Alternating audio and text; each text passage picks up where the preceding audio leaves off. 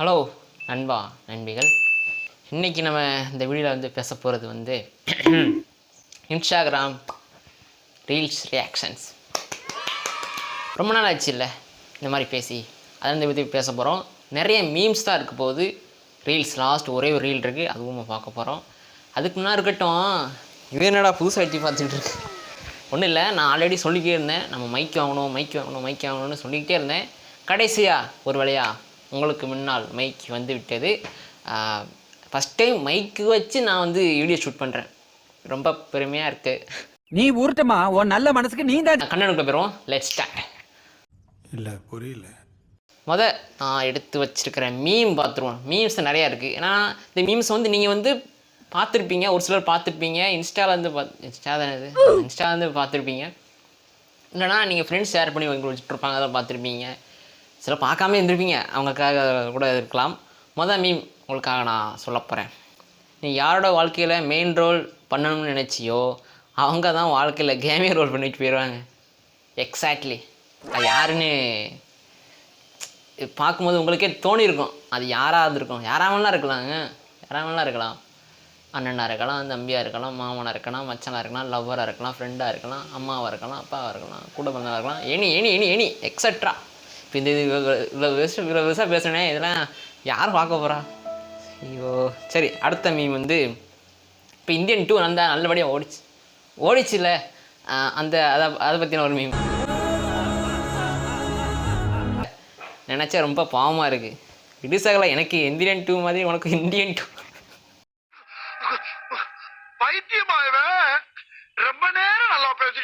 2.2வா? 2.1 வந்து ஏர்மன் அவர் தான் மியூசிக்கு. Indian 2 Anirudh music. ஆனால் இந்தியன் 2 வந்து எல்லோரும் வச்சு ட்ரோல் பண்ணிக்கிட்டு இருக்காங்க. ஆனால் இந்தியன் 1 பார்த்தா யாரும் சொல்ல மாட்டாங்க. ஆனால் அதோட கண்டினியூ இதைன்னு பார்க்கும்போது என்னென்ன பண்ணி வச்சுருக்கீங்க, அப்படின்னு அந்த மாதிரி தான் இருக்குது. இருந்தாலும் நான் சித்தாருக்கு அந்த கேரக்டர் கொடுத்துருக்கீங்க பாரு, உங்களை நான் பாராட்டே ஆகணுங்க. எக்ஸ்ட்ரானரி. சங்கர் சார் பின்னிட்டீங்க, கிழிச்சிட்டீங்க.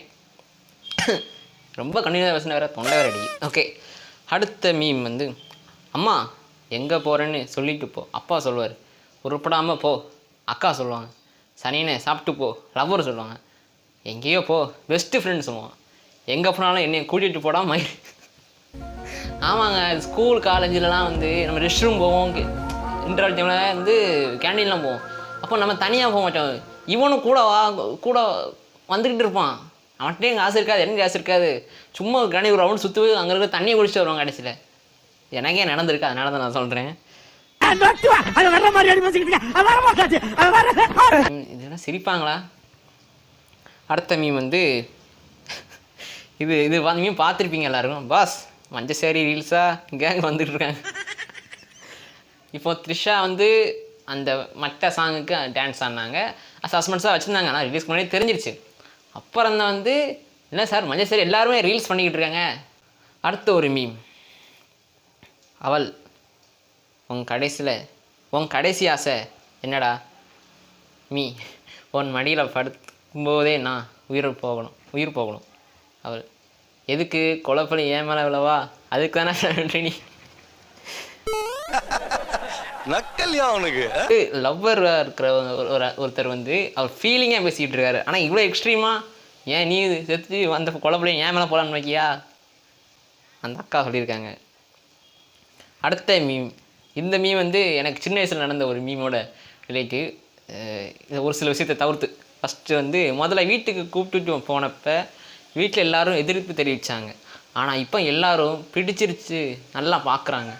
யார் அவங்க லவ்வரையா இல்லை நாய்க்குட்டியா? என்ன இதில் கொஞ்சம் ஒரு சின்ன டிஃப்ரெண்ட் என்னென்னா, நாய்க்குட்டியில் நான் தூக்கிட்டு வந்தது வந்து ஒரு பூனை.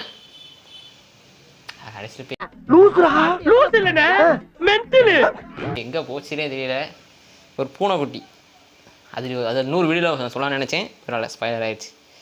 ஓகே, அடுத்த மீம் வந்து பெருசு வீட்டில் வந்து பையனுக்கு வயசாகிடுச்சுன்னு எப்போ கையான்னு கேட்குறியா? நான் அமௌண்ட்டு தரேன். Marketing strategy. ஆமாங்க, இப்போது ஒரு 25, 28 அந்த வயசில் இருக்கிறவங்க வந்து வேலைக்கு போயிட்டான், சரி அடுத்து என்ன மேரேஜ் தானே, வீடு சப்போஸ் வீடுலாம் வீடுலாம் கட்டிட்டு அப்புறம் தான் மேரேஜ் பண்ணுவாங்க. இங்கே வந்து எப்பப்பா இவங்க நல்லா க்ரியேட்டிவிட்டிங்க நல்லா. ஆனால் நம்ம சும்மா சொல்லிட முடியாது. இன்ஸ்டா இருக்கட்டும், யூடியூப்பாக இருக்கட்டும், ஃபேஸ்புக் இங்கே இருக்கிற கண்டென்ட் கிரியேட்டர்ஸ் ஓகே, இந்த மீம் கிரியேட்டர்ஸ், இந்த ஃபன்னாக போடுறாங்க எல்லாருக்குமே க்ரியேட்டிவிட்டி வந்து அள்ளி ஊற்றுது நம்ம கண்ட்ரியில் மட்டும்தான். அவங்களெல்லாம் கட்டுப்படுத்த முடியாது. நீங்கள் டேம் போட்டு அணைய தனியாக நிறுத்தலாம், ஆனால் இவங்க நிறுத்த முடியாது. உனக்கு என்னப்பா, நீ பைத்தியம், நீ என்ன வேணாலும் பேசலாம். நாங்கள் அடுத்து லாஸ்ட்டு ஒரு மீம் உங்களுக்காக. சிங்கப்பூருக்கு எதுக்குப்பா வந்த, வாங்கின கடன் அடைக்க. எதுக்கு கடன் வாங்கினேன், சிங்கப்பூர் வர்றதுக்கு தான். இல்லை புரியல எனக்கு.